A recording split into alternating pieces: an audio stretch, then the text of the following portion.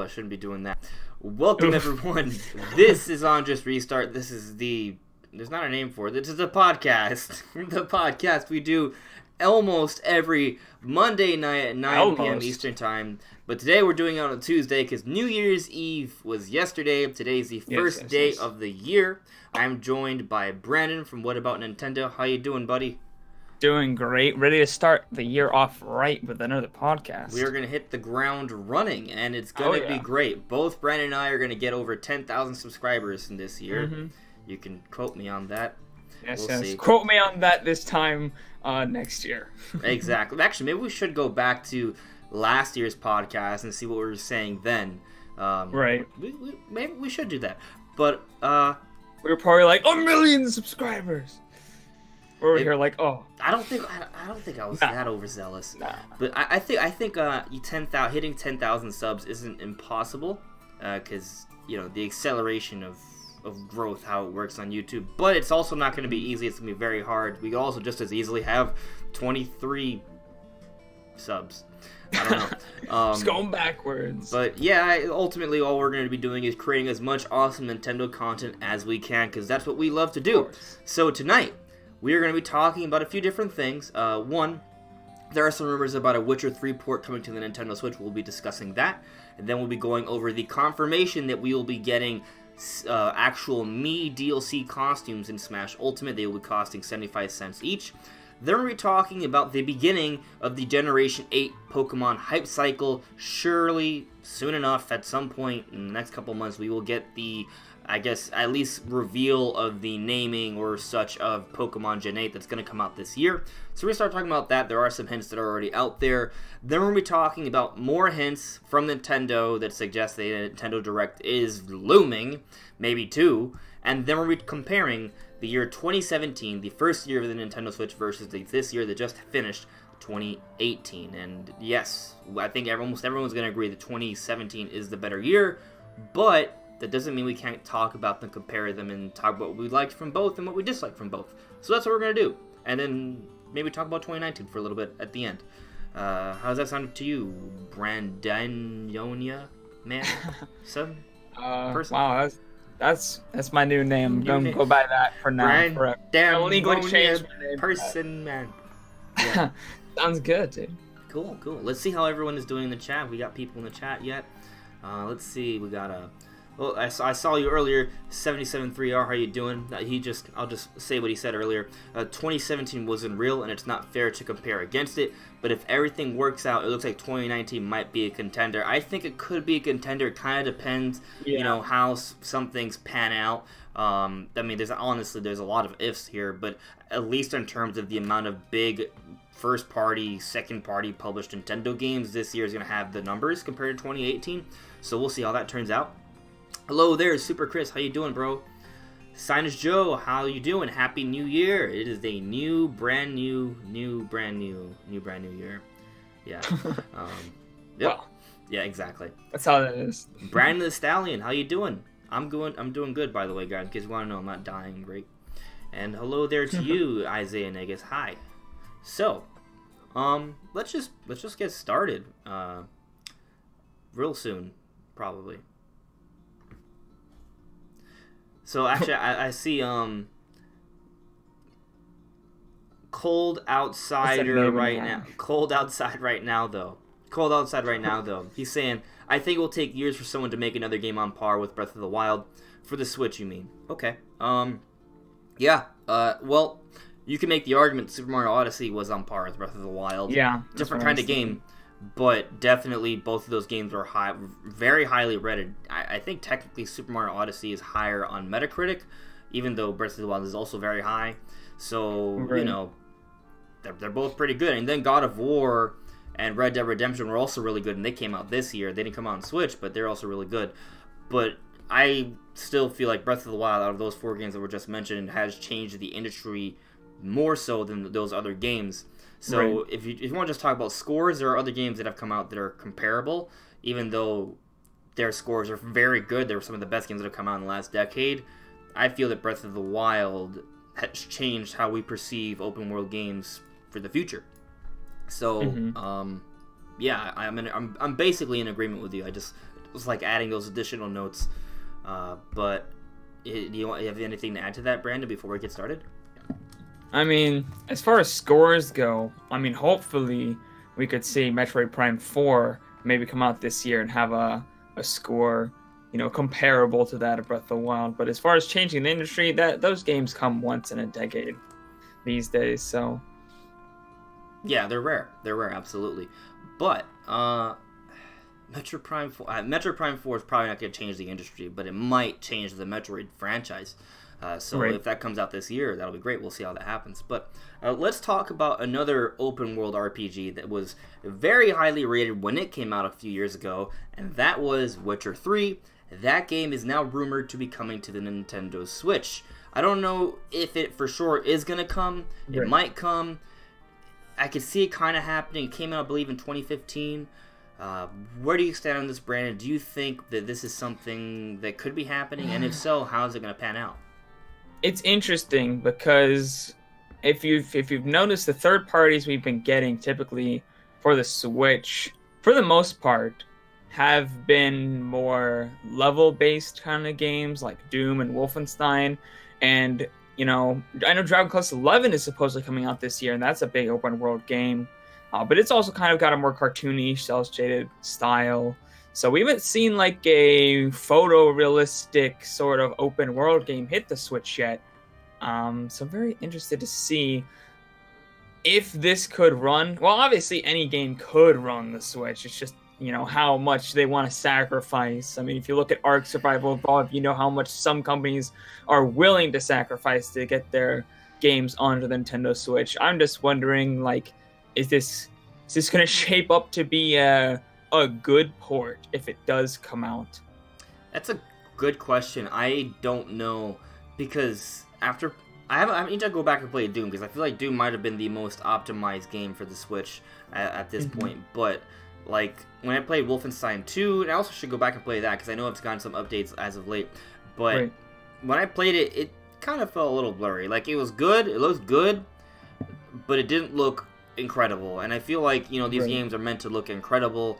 And they're playable, and if you don't have any other system, definitely you should get on the Switch, especially the portability factor that adds value in and of itself. But I have to be honest, when I think about these big AAA games coming, I'm like, oh, that's gonna seem, if it comes to the Switch, it's probably gonna be a blurry mess, and I'm not, I don't want it to be that. And when Ark came out, it was pretty bad. I mean, Ark is pretty bad regardless, so there's that, but it looks pretty bad on the Switch, too, and that's just not very exciting to me. So when I look at Witcher 3, which was supposed to be kind of like a technical marvel for its time, I am a little concerned about how it's going to be on the Nintendo Switch. But here's the thing: I went and took another look at The Witcher 3 when it came out on PS4. I looked at a review from IGN, and I have to say it didn't really impress me much. I feel like the last few years we've really we've made some strides in terms of what we expect from games from a technological standpoint. And while The Witcher 3 is still beautiful, and I do feel like it might be a push on the Switch, I think it could happen. Like on PS4, it was already having some frame rate issues though, so I'm worried that there might be a frame rate issue on the Switch as well. But I don't think The Witcher 3 is as big of a jump as some people might be sort of talking it up to be. But still, I am a little concerned, because if the frame rate suffered on PS4, it might also suffer on the Switch. But that might have more to do with an optimization issue rather than it just being too much of something to put on the system. Yeah, they very well may be able to optimize it for the Switch. And plus, since 2015, in the rise of kind of more mobile gaming stuff, optimization inside of coding has been a lot more of a push, rather than just slamming graphical effects and everything. Because at the beginning of this generation, I feel like it was just them just being like throwing everything at the consoles just to see what they can handle. And now it's kind of like sitting back and actually figuring out how these things can run properly, especially if you look at the NVIDIA side, which is good for the Switch, because as you guys probably know, it runs on a NVIDIA chip. They've been just going ham on getting optimization stuff.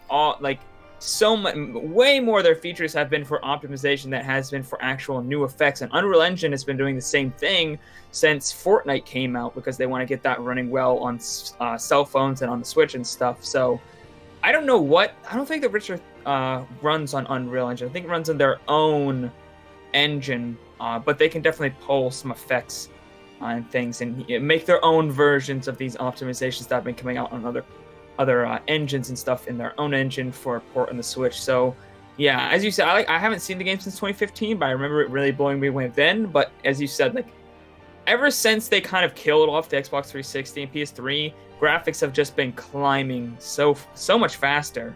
And that was kind of at the turn really point. high. Like whenever I go back and I look at a 360 or PS3 game, I'm just like, oh, that looks like hot garbage. Right? Yeah. And I remember once upon a time that those games looked incredible, and now they look like hot garbage to me. So, every couple of years, we're making pretty big strides. So, my only real argument here is that while The Witcher 3, getting it to run well on the Nintendo Switch will be a huge technical achievement, I don't think it's impossible because we've made strides. Like, our standards now are a lot higher than they were at this point 3.5 years ago. Well, okay, it's more like 3 years ago, but... by the time it comes out, it'll be probably closer to 4 years, if this rumor is true. By the way, this is all rumors, so take it with a grain of salt. It might not be happening, but if and when it does come out, I would imagine that I hope it's at least better than what Ark was. Like that was kind of disappointing, but also a little garbage. Shouldn't have been surprised because it ran like garbage on the other systems too. So, I guess. I should go back and see if they optimized it for PS4 after it came out, because the pre-release version had frame rate issues. So if that's still the standard on PS4 now, the Switch version, I imagine, probably will also have frame rate issues. I hope it doesn't. I hope it's a smooth 30 frame per second experience, but if it's not even that on PS4, that is something to be concerned about. So and I don't know. From everything I've known, I've seen so many different, tech stuff about The Witcher 3 just because people are like, that was such a big game and it was just kind of a trouble to run on anything. So I've seen a bunch of different folks on why that is, and it seems mostly CPU bound, which is a problem because the Switch, like the other consoles, the PS4 and Xbox One don't have good CPUs, but the Switch is like really bad. It's not good. So that's what kind of worries me. Like if it was mostly a graphical side, I think NVIDIA could really hammer that out with a bunch of their stuff. The CPU side is just kind of limited there. So I'm curious. I mean, a reworking of their engine may be good. Some different optimizations to throw different effects onto the GPU, because that's also been another big push. Lately is pushing different graphical effects onto the GPU instead of the CPU, especially for consoles and stuff, because they need that. So, I don't know. It could be done, but there's just, I think, a lot of work probably would be. What I'm going to be is cautiously optimistic about it. I am not expecting for it to be a smooth experience in terms of frame rate, but maybe at least decent. And if we're to look okay at 720p in docked mode and maybe like 600p in handheld mode, if they can accomplish that, I'm very much expecting a 480p to 720p, probably hanging around like 500p docked. That's definitely what I'm expecting from this. Like that's if they do it right, and we get like, because Panic Button, if they're doing this port, I don't know who's rumored to do this port, but assuming it's Panic Button, they typically like to keep all the graphical effects at least there, maybe dumb down a bit, but at least there, and lower the resolution. So like that's why Doom and Wolfenstein look so blurry. Like they have all the effects there, they're just not rendered at a very high resolution. Yeah, so I feel like Panic Button's not behind it. I don't think. I just call it a gut feeling. It's just the kind of game and the companies involved. I just feel like it wouldn't be Panic Button. But they have been the one to handle a lot of the big technical, games getting on Switch. So we'll see. Right. But what? Oh, I was just gonna say they have been seeking out the hardest jobs. I mean, they said it themselves. They want the challenge. They really love the challenge of making a game that seems impossible work. Then maybe, but Witcher is also like a much bigger game than most of the games they've ported. right? Like, this is a game that's going to take you over 100 hours to really beat. The other games are mostly shooter games. There's the one they just came out with. It's a Warframe, right? Did I say it right? Warframe, not Warhammer. Yeah. That game's it's definitely pretty big in its own way, but like the other games they don't take that long to beat, right? Like there's not that much scope there. They're like 10-hour games at most. So yeah, usually 10, 20 hours. With The Witcher, it's a much bigger thing. You have to hold this whole open world. You have to sort of work and make it fit on the Switch. Right. So that would be a whole other ordeal for them if that's what they're going to do. But I guess we'll see in the not-so-distant future, maybe in a potential Nintendo Direct in this month, maybe. But let's move on, because we still have other things to talk about. Let me quickly check in on you guys in the chat. Let's see how things are going. Hello there, Vealbeard. Happy New Year to you as well. I also cannot wait for Animal Crossing on Switch, Super Chris. I think we're going to see a gameplay reveal for that this month. So, but we'll talk more about that in a bit. Let's move on to the next topic, though. And that is that we got an official confirmation that DLC costumes, Mii costumes, have been confirmed for Super Smash Bros. Ultimate, and they're going to be 75 cents. So Mii costumes like that Geno costume we had for Smash for Wii U, that may be made available for purchase in the not-so-distant future. And, they could add a whole bunch of Mii costumes. I do feel like the Mii costumes, there's a lot more options now in Smash Ultimate with what's, in the actual game from the get-go. Right. And I feel like, as compared to Smash Wii U, there's not nearly as much. What I'm saying is, my tongue's getting tied here. Smash Wii U had some. I feel like Smash Ultimate is taking it to another level, and I'm kind of interested to see how that's going to pan out with all these additional Mii costume DLCs they could be potentially adding. So I'm kind of excited about that. Of course, whenever we're ever gonna get like a Mii costume, it's gonna be kind of like, hey, here's a Mii costume, but you're not actually gonna get the actual character as DLC. So that may be a bit of a disappointment for people. So if we do see that Geno Mii costume DLC added at some point for purchase, some people are gonna be like, oh, no, I guess we're not gonna actually get any Geno DLC ever. I don't know if that's gonna be a deconfirmation absolutely, but I would say it would make it even less likely. So where do you stand on this news, Brandon? Yeah, I don't play as the Mii Fighter ever. None of them. I just don't like them that much. They're okay. They're fine characters. I just don't... I'd just rather play as an actual character, like from an actual game. For the most part, I agree with you. I have tried them out. They're not as bad as you might think. They're pretty good. No, yeah, they're good fighters. I just don't really... Yeah, no, but I'm still there with you. I've tried them out. They're fun, but I'd rather play as an actual character. That's just me. I think part of that, though, is the presentation for the Mii costumes. Like, whenever you pick them, you see, just a blacked-out face of the Mii costume on the character select screen. Like, you don't even see, the actual Mii costume. Like, you don't... and then when you actually pick the character on the character select screen, it's, a lot blurrier. It doesn't look as good as the really sharp actual art they have for all the other characters. It looks bad. I don't know why, but the resolution for the different facial features is trash. It's like they just took an in-game model and they just took a picture of that, but it's not even a good picture of an in-game model. No, it's garbage. I don't like it. I feel like they need to overhaul the presentation for the Mii costumes if they're gonna really push it. If that was done, I might be a little bit more likely to use them. And they are good characters. Like, you can change up your movesets a little bit, and there's definitely some variety there, and you can win with them. They're not bad characters. They're good, and they're fun, but they're not as fun as picking actual established characters, I guess. What I would have preferred is different alt skins for other characters. Maybe even ones where it looks like characters that you like, but for an actual character.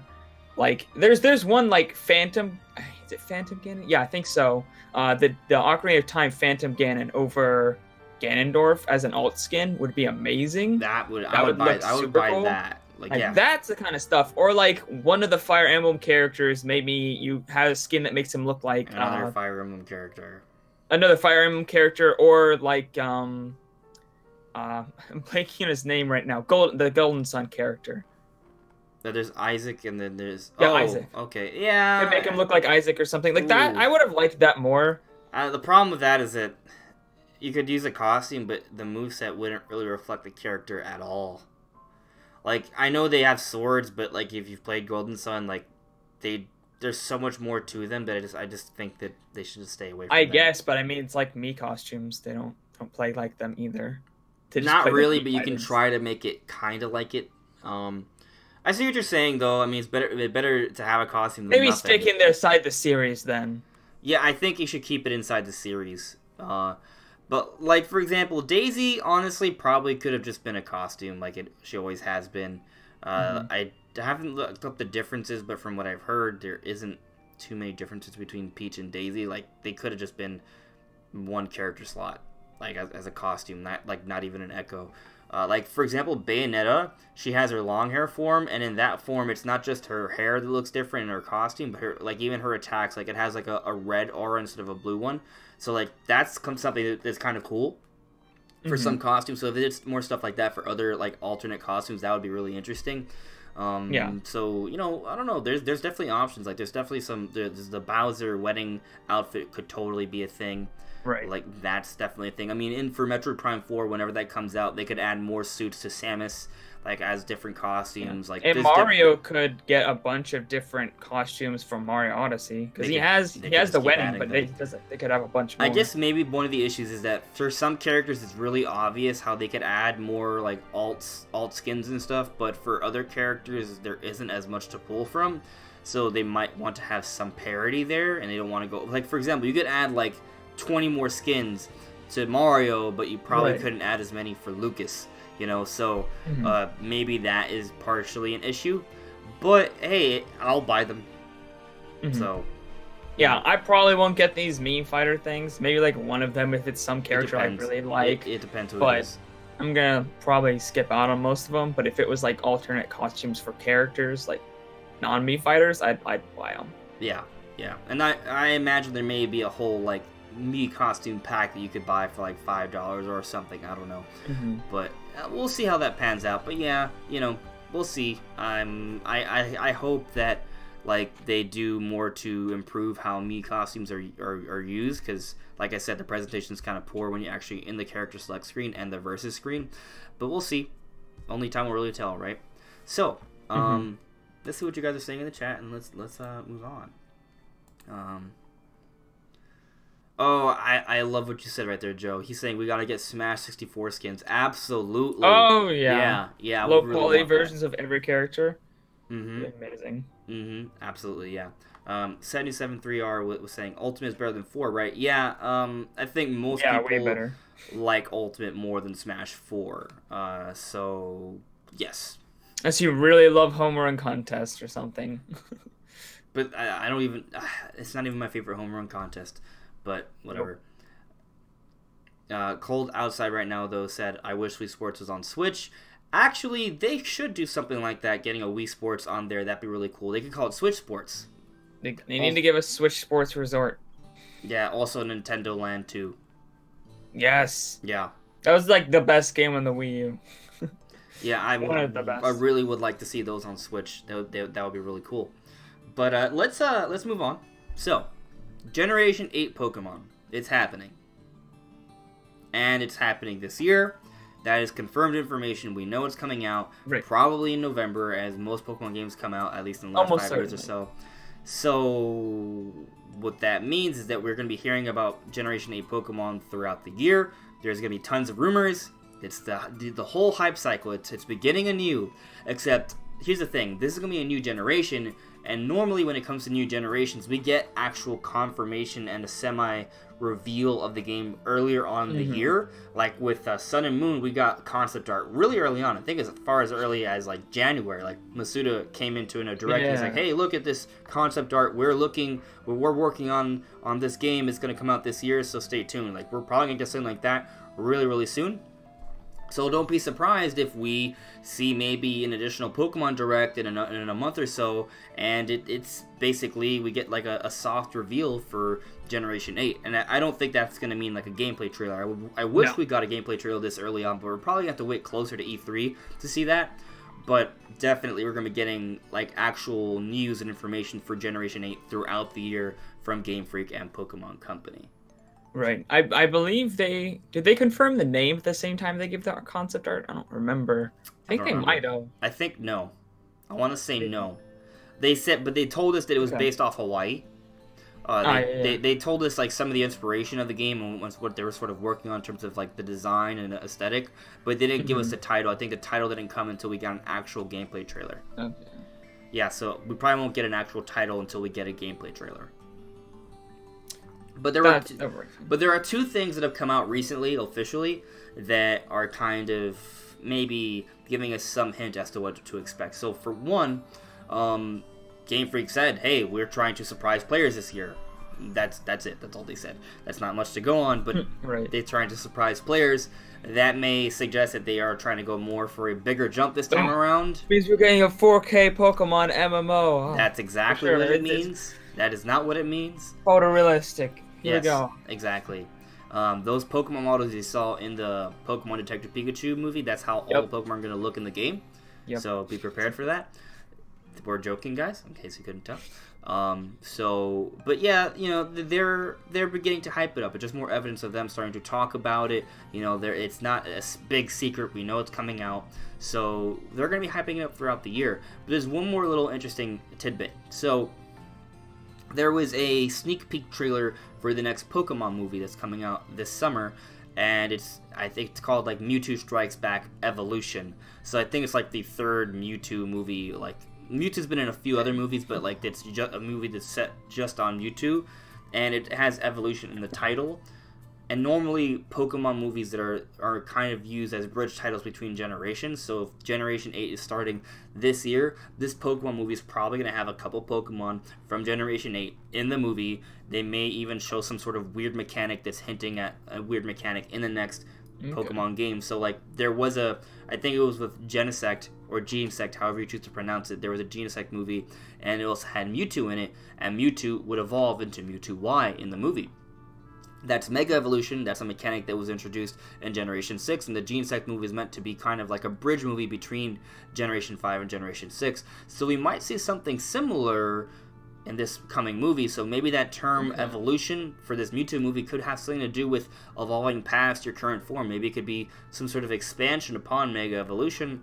And I'm always down for evolution and transformations. I'm a dork. I love Dragon Ball. I love all the transformations in that. I loved it when Mega Evolution became a thing in Pokemon. I thought that was so cool. When I saw Charizard evolve into Charizard Y, I screamed for days. It was an amazing magical thing for me.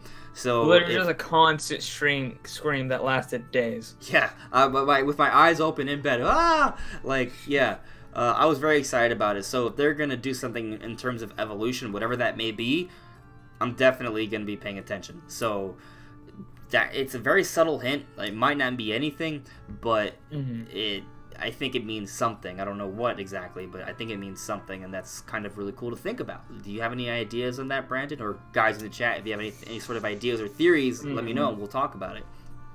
Right. It's hard to say.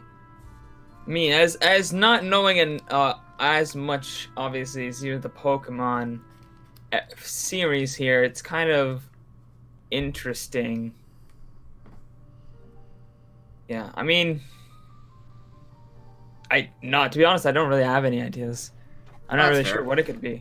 Some people in the chat do, though, so let's get to that.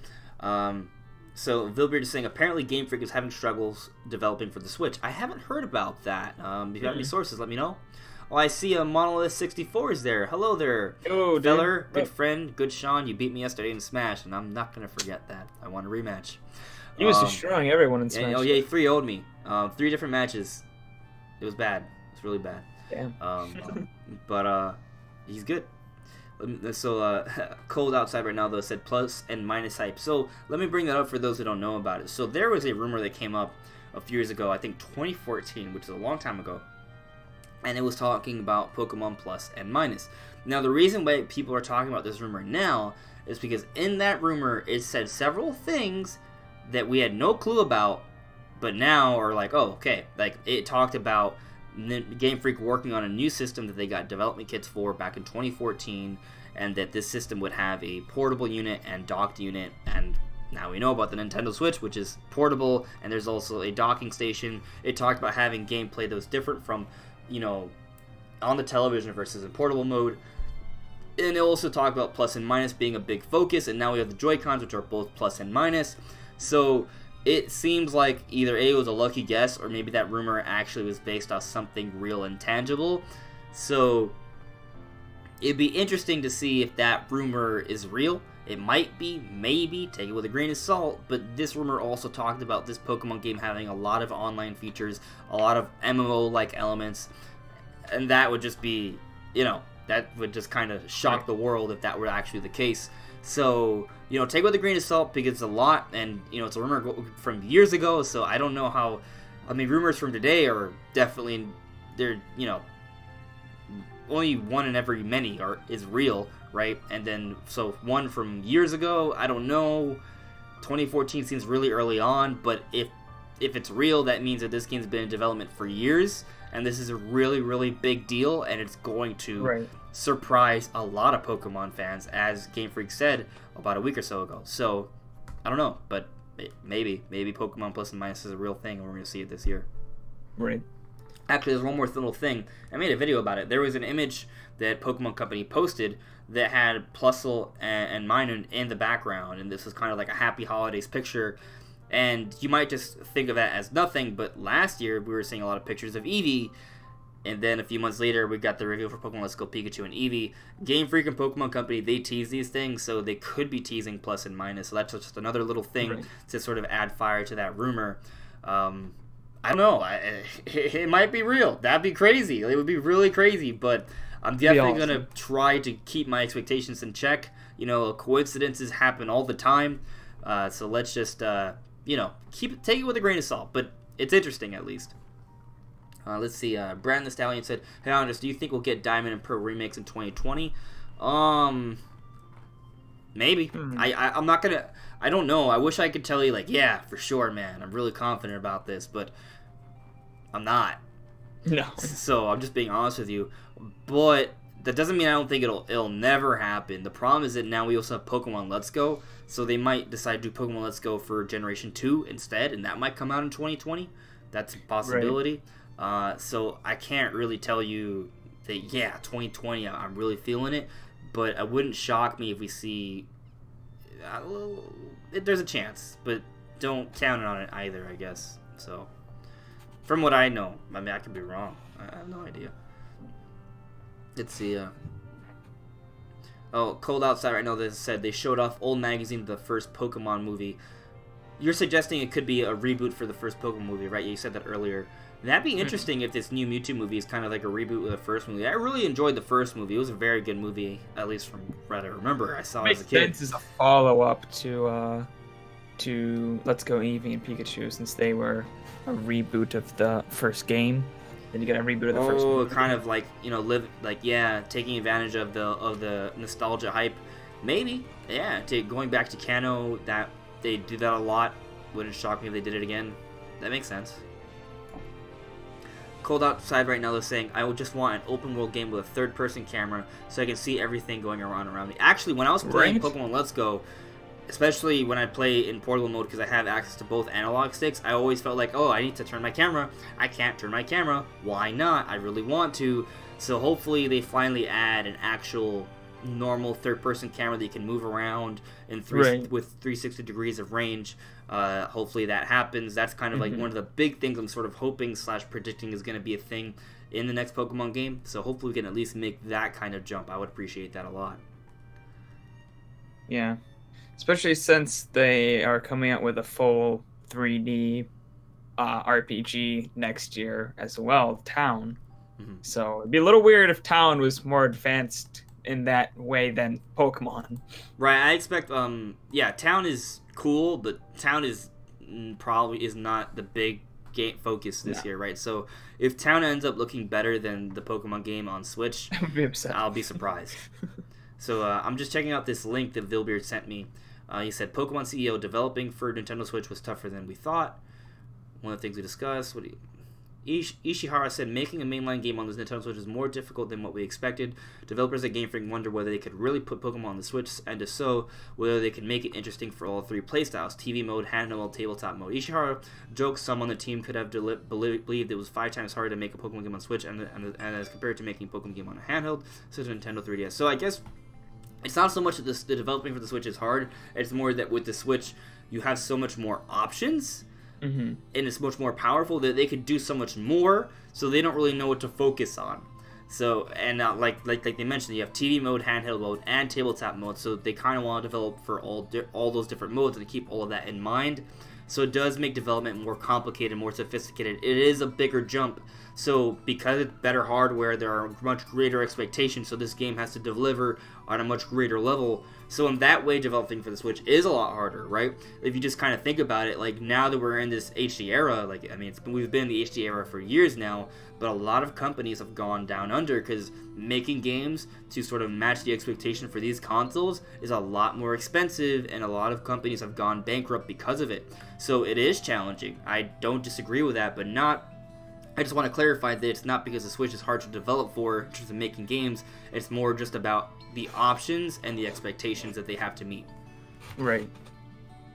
Yeah, because everyone's expecting this game to look good, to be a huge leap over the last couple of entries. So if they come out with something like, you know, Sun and Moon but HD, people are gonna be like, what the fuck? I'll be pissed. That would be an extreme disappointment, and I think they would deserve the flack they would get if that's all they did. Yeah. Because that would be less than what Pokemon Let's Go is. So, you know. Less than what Town is. Yeah. Well, I meant kind of more like a Let's Go graphically, but, you know, with the more openness of Sun and Moon.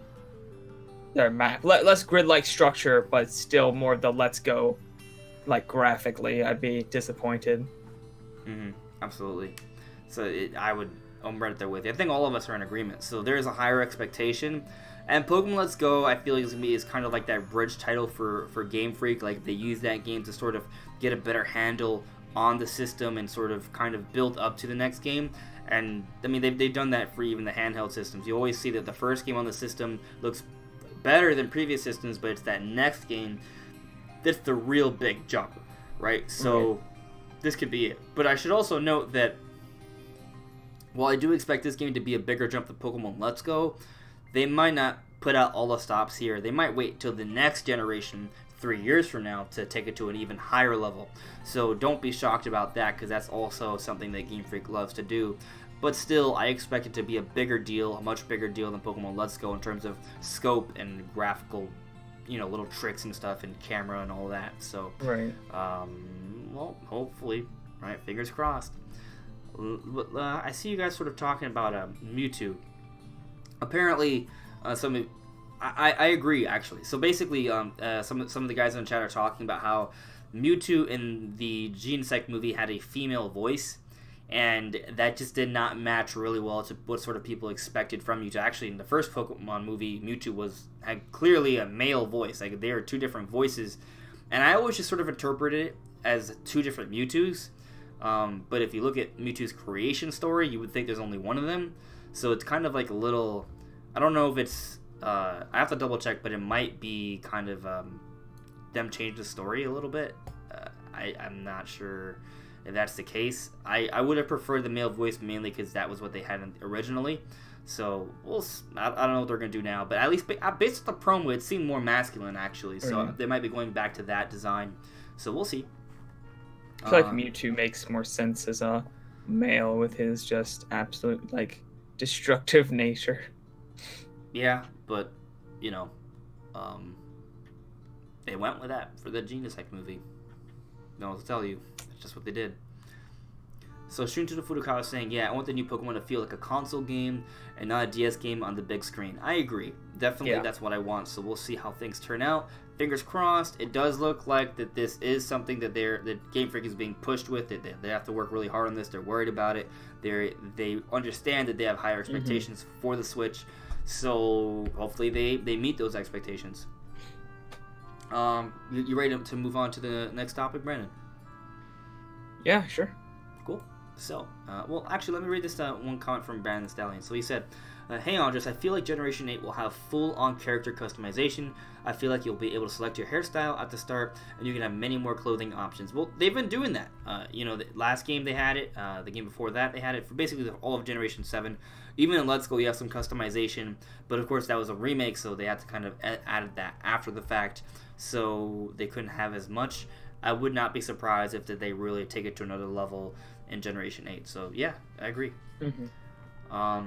Yeah, but let's move on to the next topic, though. So, we all sort of expected there's probably going to be a Nintendo Direct in January. They always have some sort of Direct every January. Even last year, when they didn't have that much, they still had a Direct Mini and then also an Indie Direct or something like that. They had the Labo announcement. I think that's what they did the week afterwards. But now we have something a little bit more interesting. So on the Japanese Nintendo website, they took down 2 different Directs. They took off the previous January Mini Direct from last year and the previous Pokemon Direct. So this kind of, if you think about what we've been talking about already, we've been talking about how there's going to be a build-up for Pokemon this year from earlier on. So them taking down the previous Pokemon Direct could mean that they're preparing for another Pokemon Direct, and them also taking down the previous January Mini Direct could mean they're also opening up that slot for a big, major January Nintendo Direct. That's what I think, at least. I think there's a January Direct coming and a Pokemon Direct coming within a month or so, and that's what the Nintendo Japanese website is suggesting. So I definitely believe it. I think it's happening. I think the January Direct may even be announced next week. That's what I'm thinking. Yeah. I mean, I predicted it for the was it the 11th? It's been a while since I predicted that one, but I believe it was the 11th. I predicted it for the second Thursday of the month. So I think next week is definitely when we're going to see that January Direct. And it would make sense.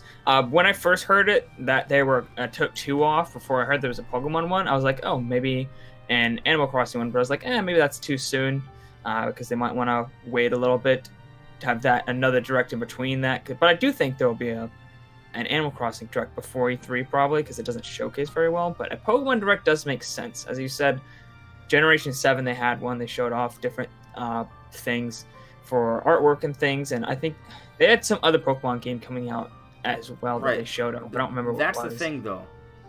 So, because now we're just on the Switch, they don't have 2 different systems to sort of add Pokemon games to. I feel like if there's a Pokemon Direct and they talk about other Pokemon games, like, what else could they add? Like, I just feel it'll be weird if they just talk about some other random small Pokemon games. They already added a couple last year, and I'm not sure what else they could do. Like, what if?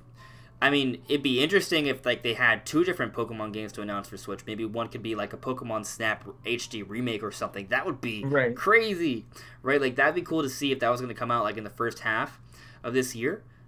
If they have something like that, and I don't know, Pokemon Snap HD remake was just an idea I threw out there. It could be anything. Makes sense. And I mean, when we were talking about it the other day, we kind of suggested maybe just a general Game Freak Direct when they might talk about Town as well.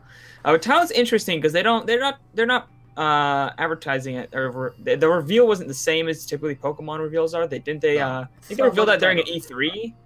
Typically, Pokemon doesn't ever get revealed at E3, so it's like they're treating that different already. So I don't see why they would include that, since they're probably just talk about it during E3 or it's a normal Nintendo Direct, since they don't seem to be trying to keep the announcements to themselves as much as they do for like Pokemon. Yeah, so I don't know. They could maybe have the Town thing in there, but it would have to be touted as a Game Freak Direct, not a Pokemon Direct. It could be said, oh, we're going to have... Game Freak is going to give us a Nintendo Direct, and it's going to talk mostly about Pokemon, but not everything. Like, there's a difference, you know? Right. It may be that they want to show off more sooner than they usually do. Maybe so. Maybe so. The other weird thing, though, is if, let's say they don't have anything else, and they have a separate Pokemon Direct, and they just do a concept announcement for the next Pokemon game. Like, did they show off some concept art and talk about, like, what country it's going to be based off this time around? Right. That would be kind of bad, I think. Yeah. I mean, Pokemon Directs have been short in the past. Like, they've been under 10 minutes before. Right, it could be 5 minutes. So. That's not the problem. Is not the time. Well, yeah, it will definitely be shorter. It could be 5 to 10 minutes. It's just more if they have only one game to talk about and all they're going to show is concept art, and it's not even going to be concept art of Pokemon. It's going to be concept art of like an area, right? Like that. Like, how much can we really get from that? You know what I mean? Like, I feel like that shouldn't be its own direct alone. Like, there would have to be something else there, which is why I brought up the potential of them having another game. Because if it's just that, that would be weird, unless it's actually a gameplay reveal, and they reveal the gameplay earlier on. That would be really cool. They could do a sort of Mario Odyssey situation where they show off the game, but there's still, like, some big core element that you just don't know about, like the Cappy feature that we learned about during E3 or sometime later. They could do that for sure. Because if this is this big, huge, surprising new Pokemon experience built from the ground up for consoles, you know, this new generation that's gonna just be so much different, then maybe there is just enough to show where they can show it off and then just have some hidden features that are big that they just don't reveal at that time. I think they definitely could do that. I mean, there's going to be so many features that they would want to bring back. They may not even show that off. Like, there's a lot they could hold back throughout the year. And so I agree with you. They could still have a gameplay reveal in January even and still have like a steady stream of updates on the game throughout the year leading up until November. They can do that. Will they do that? I don't know. They haven't done that in the past. But if the rumors are true, and this game has been in development since like 2014 or even 2013 or something crazy like that, right? Like, then this game is definitely ready to be shown off. Like, they could show it off. It's not like they're in a rush to get it to... Well, they probably could still be in a rush to get it ready in time, but I feel like they're probably going to get it... They never have delays. Like, their games are ready in advance. Right. So they're not going to say it's ready until it's ready. You know? Right. They wouldn't agree to having it come out this year if they didn't think they could have it come out this year. So they probably have been developing this game for a couple of years. So, yeah, they probably could show us a gameplay trailer if they really wanted to, and it could be close to its final state. So maybe they could pull it off. That'd be really cool. I just don't want to assume that, because historically speaking, that has not happened. So I feel like we'd be setting ourselves up for disappointment if we were going to be expecting a gameplay trailer for Gen 8 in January. That would be, well, that just hasn't happened before, at least not lately. So I'm not going to expect that, but if that happens, cool. But if it also could make sense if they just showed an in-engine look, like not actual, like them running around and doing things and talking about exactly like the story and everything, just like in-game engine, just like this is how the game looks. Like, instead of concept art, they show actual like footage, but it's not necessarily gameplay. It's more of just like cinematic overlook of the actual like, what game. if they showed... So remember the Zelda Wii U trailer?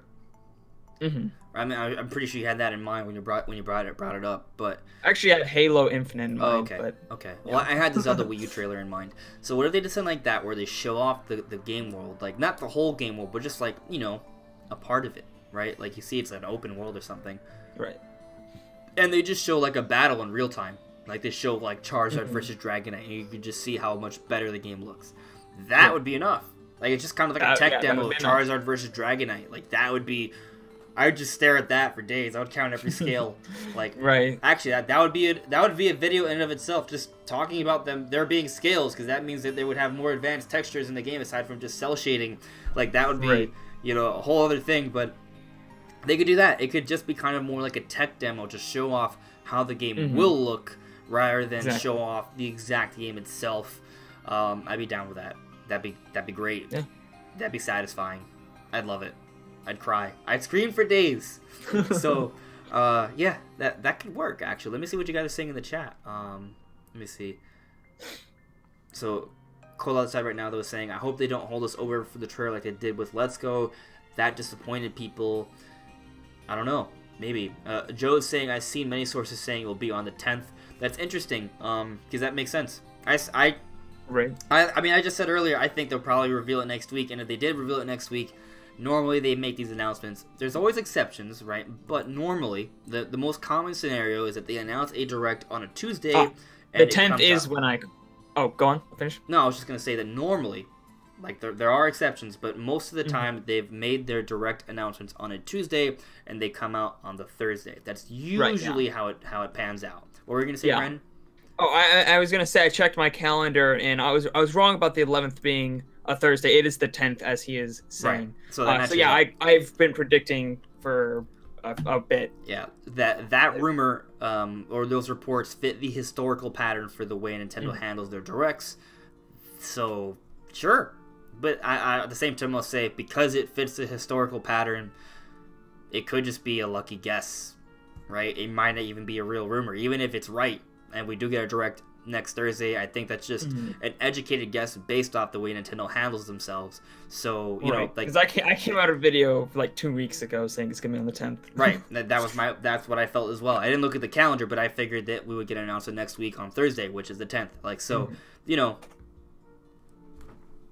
probably we'll see, right? It just makes a lot of sense. And it's, for the record, today's Tuesday. It's not normally we do the podcast on Monday, but there was no announcement of a direct today, although it's New Year's. So I feel like a lot of people are probably still coming back from holidays, so they won't do anything this week. I don't think that's likely. I think next week, that makes sense. I think even last year we had the direct mini, and they were really quiet about that until they literally just uploaded it like the day. Like, oh yeah, we uploaded this. Check it out. Of course, they had all the teasers and stuff. Just they were teasing us, yeah.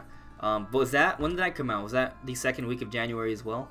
Yep, second Thursday of January. Okay, so second Thursday of actually, let's look that up real quickly. So second Thursday of January is a prediction for this year. Second Thursday of January last year is when they had the direct. And mini. the year before is when they had the direct presentation, which is why I made that prediction in my what day was video. It was the 12th was the second Thursday of 2017. The 11th was the second Thursday of 2018, and the 10th is the second Thursday of 2019, all of which the last two have had directs. So the presentation was on the 12th, 2017, Thursday. Okay. And the mini direct was on the 11th, second Thursday. What about for Wii U? I didn't check that back that far. Yeah.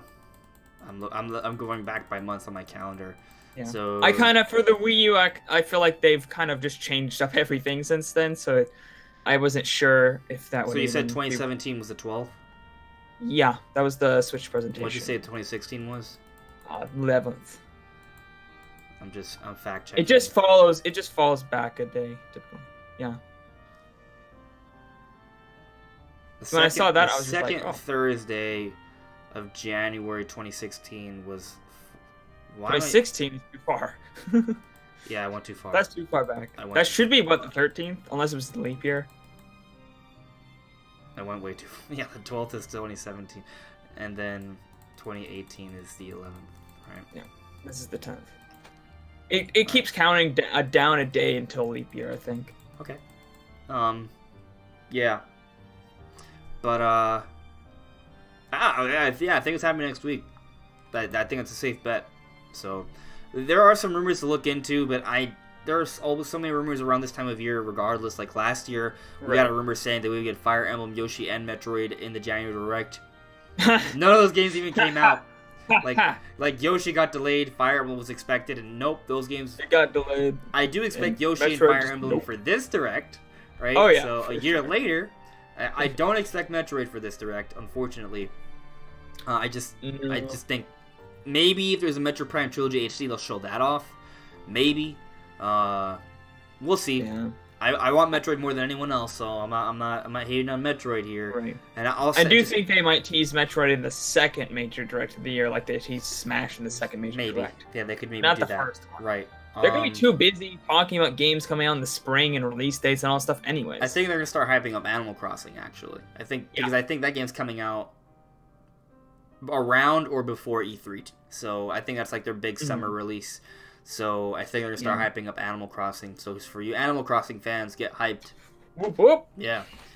Animal Crossing fans, you know. I wouldn't call myself an Animal Crossing fan because I've only owned one Animal Crossing. So I mean, I consider myself an Animal Crossing fan, but I only own one.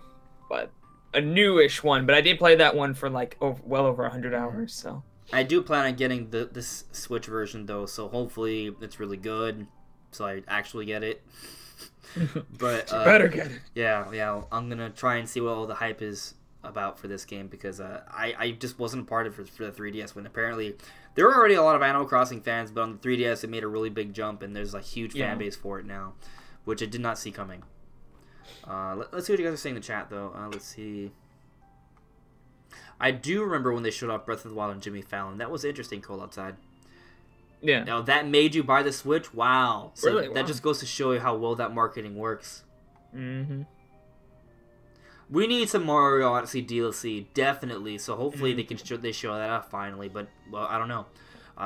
We'll see. Yeah, I don't think there's. Sign Joe says maybe this Thursday. I don't think they're gonna show anything this Thursday. As we said, it's the holidays. Yeah, they need to not 36 hours from now. No, I don't think so. No. It's possible, but I think they're gonna wait. Like you said, Brandon. Like we said, it's the holidays. They're gonna let people sort of come back from vacation. They still have people on vacation in terms of their executives and employees and stuff. So they're gonna wait until next week at least, I would say. But let's move on to the final topic. So, 2017 versus 2018. Let's compare the years. So we finished 2018, right? We're playing Smash right now. I still haven't finished Pokemon Let's Go. I still haven't finished Dark Souls Remastered. I'm playing all 3 of those games on my Switch. I've played quite a few indie games. Recently I played through Firewatch. It was pretty cool. I was waiting to play the game on Switch for such a long time. I enjoyed it. It's just kind of like some of the stuff on Switch that came out this year, but last year we had Xenoblade Chronicles 2. That's the background. Oh, well, actually I'm having Xenoblade 1 music playing in the background, but nevertheless, Xenoblade Chronicles 2 came out in 2017. We had Mario Odyssey, we had Breath of the Wild, we had Splatoon 2, we had ARMS, we had Mario Kart 8 Deluxe, along with a few interesting third-party games and some indie games as well. I haven't brought up everything for 2018, but I think most people would agree that 2017 was the bigger year. Nevertheless, how do you feel about each of these years? Which one is bigger to you, better to you, and maybe just kind of talk about different games that you appreciated from both? I guess the best way to put it would be like how many games I actually felt like I had to buy in 2017 and versus games that I felt like I needed to buy in 2018.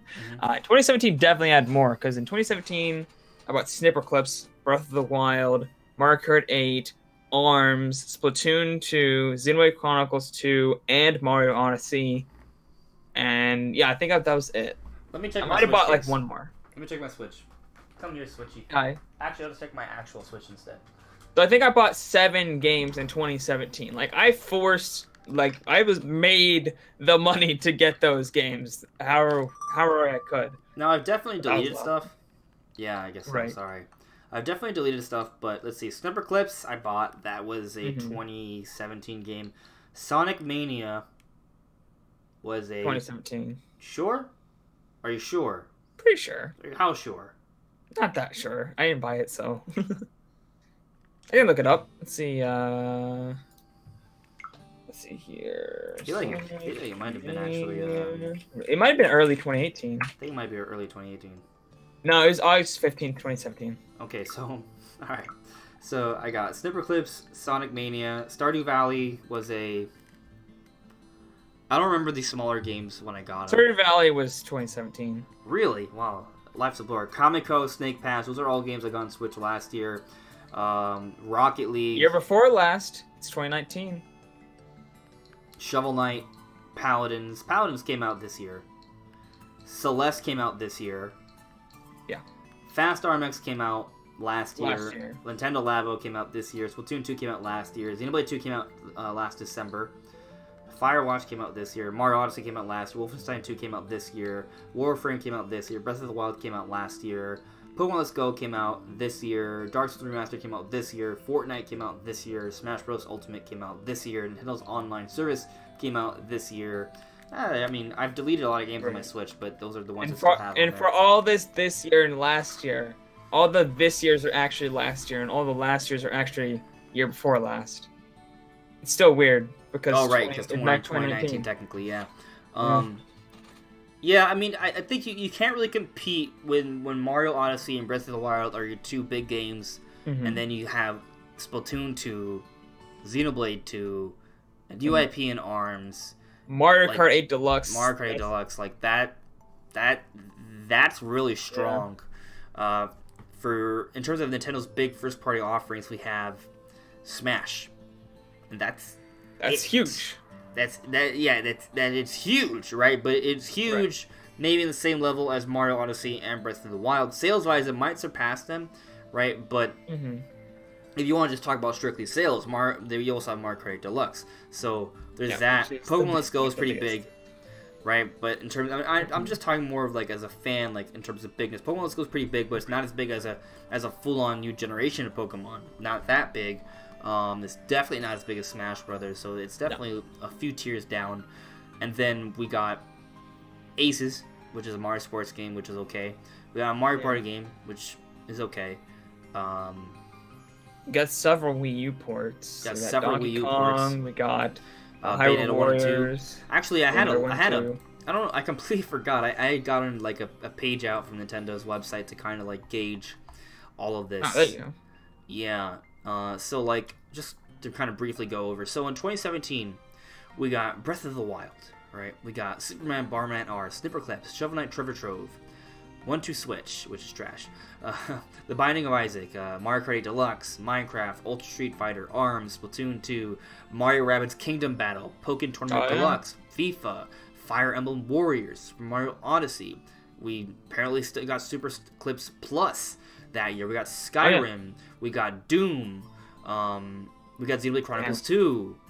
Right, and then in so good. Yeah, in 2018 we got Bayonetta 1 and 2 as ports. Okay. We got Kirby Star Allies. We got Donkey Kong Tropical Freeze as another port. We got Hyrule Warriors Definitive Edition, another port. We got Hollow Knight. We got Celeste. We got Fortnite. Mario Tennis Aces. Wolfenstein 2. Octopath Traveler. A couple other good indie games: Overcooked 2 and Dead Cells. Okami HD, another port. We got some Tornado of the Golden Country DLC. We got the Octo something Splatoon 2 DLC. I forgot the name of it. Yeah, the Octo expansion. Octo expansion, thank you. Mario Party, The World Ends With You, Pokemon Let's Go, Dark Souls Remastered, Smash Brothers. So, I mean, in terms of, like, numbers, like, the number of titles is similar, but the big titles... It's not. The big, like, half of the games I brought up for 2018 were either DLC or ports, right? Yeah.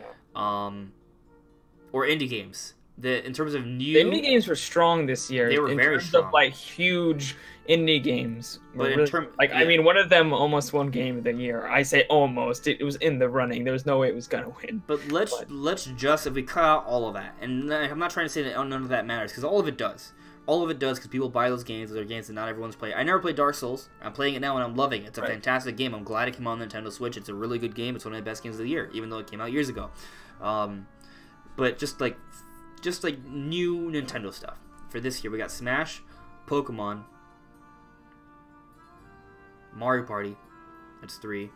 Aces. You can count Aces. Octopath Traveler is published by Nintendo. Tornado DLC, I guess. It's new. I count as DLC, so I'm not counting it. Even though it helps, the point is not that it's good, but I'm just talking about like full on new releases, full on games. Say Octopath Traveler. I did. So we're at 5. Kirby Star Allies. Oh 6. yeah. So that's 6. So from that argument, you can kind of discount Mario Kart 8 Deluxe for 2017. Right. So then, do we want to count Snipperclips? I like Snipperclips a lot. I mean, it's technically a full-on... It's a Nintendo-published title. Game. It's just... Yeah. I do think Snipperclips is better than, say, Sushi Striker, but I would say in terms of pricing and being published by Nintendo, they're the same. But we're not counting Sushi Striker, so let's just not count Snipperclips, even though I would say Snipperclips is a better game than Sushi Striker, because I can barely remember the name. Nevertheless, we got ARMS, Splatoon 2, Mario Rabbids Kingdom Battle, Breath of the Wild, Mario Odyssey, and Fire Emblem Warriors, and Xenoblade Chronicles 2. So that puts us at 7 versus 6. But the 7... The quality of the 7 is just... Right. Like, I would put... As not counting Smash, I would put Mario Odyssey, Xenoblade, Breath of the Wild, and Splatoon 2 above Pokemon Let's Go. Yeah. So those 4 titles are all better than the second biggest title for the Switch this year, I would say. Right? Right. So that kind of just gives you an idea of how much better 2017 is. But nevertheless, there's good games all around. Nintendo's done a good job of having games come out, considering with indies and different ports and stuff. So hasn't been a bad year, but it hasn't been like, oh my god, heavy hitters. Like we've gone. It would have been better if Fire Emblem and Yoshi weren't delayed. Yeah. Still wouldn't have been as good as 2017, but I think it would have been a better year. Right. Yeah, I agree. I mean, I don't know. I feel the need to rate them. I feel like that'd be. I don't know. I just want to rate them for some reason. So I don't know. 2017 was kind of like that 10 out of 10 year. Like you can't fault it. It started with Breath of the Wild, which got Game of the Year. And it's changed the industry forevermore, so that's a good start. It got some pretty decent like little indie titles to come out with it, and then we got Mario Kart 8, we got Splatoon 2, which is a fantastic game. And Mario Kart 8 it's a port, but it's a really good port. It's as good as ports get. Added that dope battle mode, which I really like. Yeah, we got a new IP in ARMS, right? We got third-party titles. We got the premise of getting Skyrim and Doom last year were just baffling to me, and we got them on the Switch, which is great. We got Mario Odyssey, which rivals Breath of the Wild in terms of critical acclaim. Yeah. It's a better overall game in terms of polish than Breath of the Wild is. I would agree that Mario Odyssey is more polished than Breath of the Wild. Not better, but more polished. I agree. And then Xenoblade Chronicles 2 at the end of the huge, amazing RPG to end the year off. Mario Odyssey, Breath of the Wild, and Xenoblade Chronicles 2. I would have been happy with just one of those games to come out. Like all three of those games were all the games I was waiting for the entire lifetime of the Wii U. Yeah. And we got like one of those games on Wii U, and that was Xenoblade X. Like that was it. There was nothing else. It was like that. Nope. We got three of those. On the Wii. Got Breath of the Wild after the Wii was essentially dead. They're literally not even producing them a few months after that game. Around the time that the game came out, they're literally not even producing the system anymore. Yeah. At the same time, though, 2018 was still much better than any Wii U year, right? It was still much better. I would say one of the biggest releases on Wii U was Smash for Wii U, and I would say Smash Ultimate destroys it. Right, so on that alone, 2018 is much better, but it also had a consistent flow of content. While that content wasn't always as big as something like a Splatoon 2 or Breath of the Wild, it was still good indie games. We got more third-party support this year than 2017. You know what game we haven't mentioned is ports. Starlink. I don't think we ever mentioned Starlink. That's a great game. We didn't mention Starlink. Starlink did come out on the other systems, though, so... I'm not saying, trying to take away from it, but it's a in good a third-party realm. Right, I wouldn't count as a first-party, but we never mentioned it when we were talking about third. And it has it's the best version, right? It looks and plays fine. No one's complaining about it. It looks great. There's no frame rate issues from what I've seen, and it has additional Star Fox content, which just makes it better than the other versions by far. So that's really cool. Actually, it's one of the games I didn't get around to buying because it's just unfortunately too much for me to buy, right? So we're complaining about 2018, but there's still too much for us to buy. Chronicles 2 DLC, so there's a lot for me to catch up on. Yeah, there's a lot. I still need to go back and get Octopath and Starlink. And by the time I finish Dark Souls, Pokemon, and I'm never gonna be done with Smash. But I at least World of Light, right? Like that's. By the time I finish those, there probably is going to be another big game on Switch to come out this year, so I don't know if I'll ever get around to Octopath. I hope so, but I also need to go and play other games on like PS4, like God of War. So my backlog is just getting bigger and bigger. Stop time and let us play these games. The only way reasonably I could play all these games and beat them is if this becomes my full-time job, and it's not there yet. But the goal is to get there by the end of the year. That's the goal.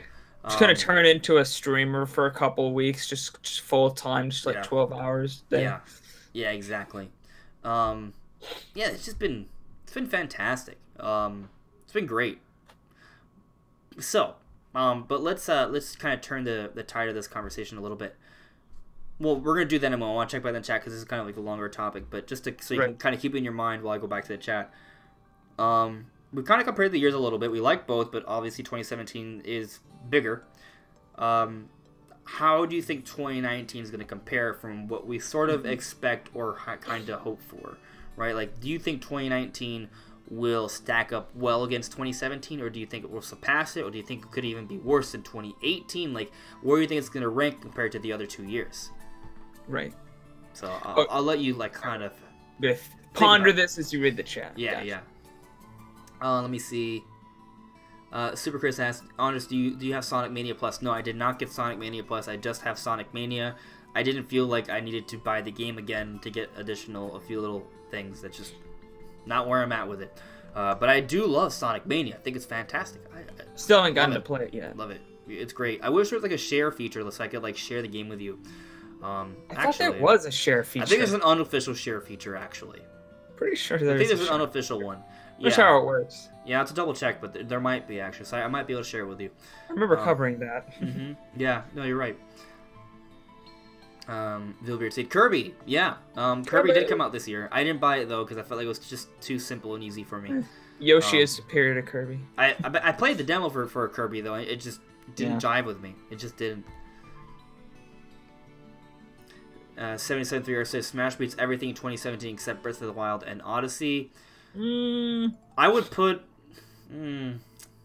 Here's the it's kind of nothing beats Breath of the Wild or Mario Odyssey. First of all, right. Xenoblade 2 for me was very, very special, but it's like a single player experience, while Smash is like that multiplayer experience. Right. So I'm getting different experiences from them.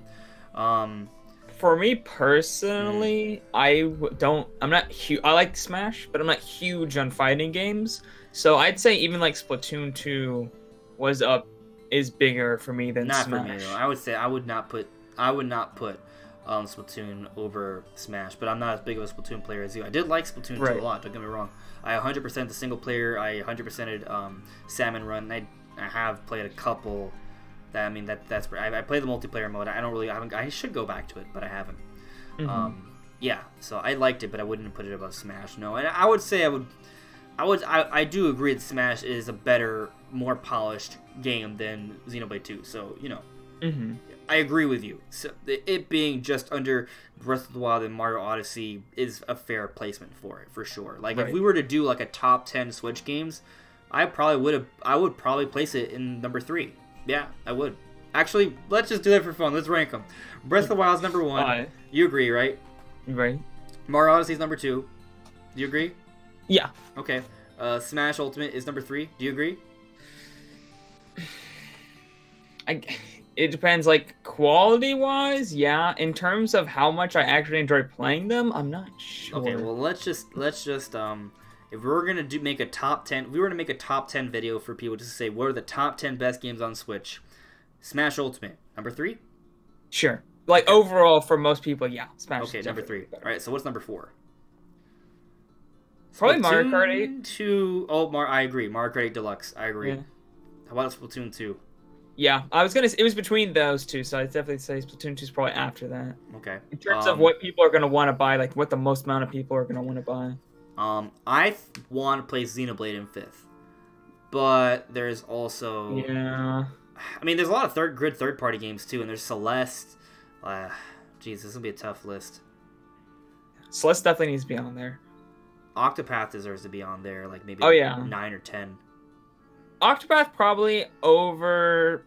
I probably like Xenoblade Chronicles better, but in terms of mass appeal, probably Octopath. Well, that's the thing. Is that Xenoblade 2 for me is definitely in the top 5, but in mass appeal, probably a lot of people are turned off by the battle system because it's not inviting. It's an amazing battle system, but if you don't get it, it's so hard good to get it. But once you do get it, it's like magic.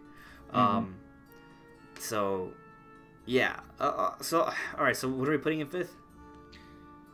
I guess Octopath? No, you're wrong. Sorry. I'm trying to think. They cannot. Well, I mean, Splatoon 2 is definitely better than Octopath.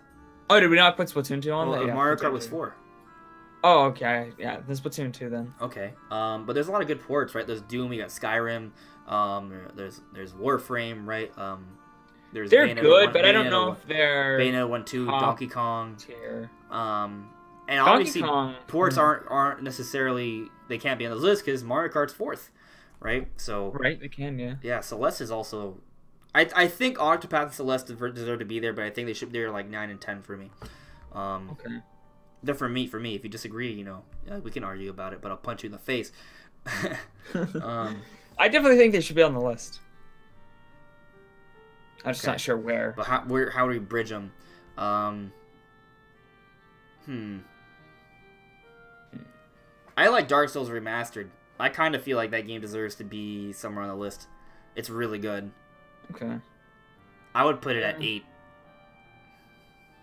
I think I wouldn't put it on my list. Okami HD might be something that might deserve. I feel like that game's been ported to literally everything. Yeah. I mean, if it's been overported, maybe that kind of takes away from it a little, because it's not too suggestive of the uniqueness of the Switch library, I suppose. No. Most likely, you've probably already played it elsewhere.